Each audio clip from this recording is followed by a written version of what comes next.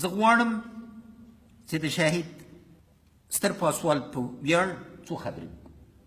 اول هغه ویاړ چې دته نصیب شوی چې خرقې مبارک کې خاورو ته سپارل شوی ډېرو کمو انساناتو ته برابر دا یو ستر حیثیت ده، یو ستر عزت ده او د دې دپاره آخوندزاده صاحبګانو ته مې غوښتنه دا ده او ټول د قندهار محترم سرپرست معاون صاحب او نورو ته یو طرحه راکړئ چې خرقه مبارکه په هغه توګه ورباندې پانګه واچوو چې انشاءالله تعالی د ټول افغانستان ولس به خرقې مبارک ته راځي او بار بار به راځي.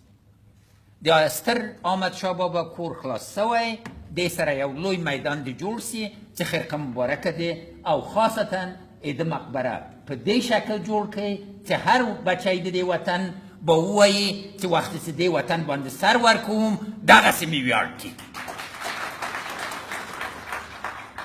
دوم د ستر جنرالۍ رتبه ما فورا ورکړله، لا ورته کمه وه، اما دا ښیي چې عالی ترین رتبه چې افغانستان کې ده د ګټلې د په خپل وینو ګټلې.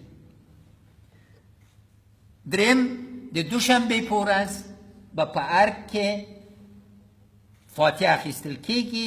ټول د قندهار مشرانو نه غوښتنه کوم چې دا ملي فاتحې ته تشریف راوړي. څلورم کابل او قندهار کې سرکونه به د دې اتل په نامه یادېږي او دا به زر تر زره کېږي. قندهار ښاروالي ته هم دا هدایت ده او د کابل ښاروالي ته. پنځم د قندهار د پولیسو تعلیمي مرکز به سر له نن نه د شهید ستر جنرال رازق د مرکز په نامه یاد شي. شپږم د خپلواکۍ د اتل شهید لقب به ستر جنرال رازق خان ته ورکړل شي.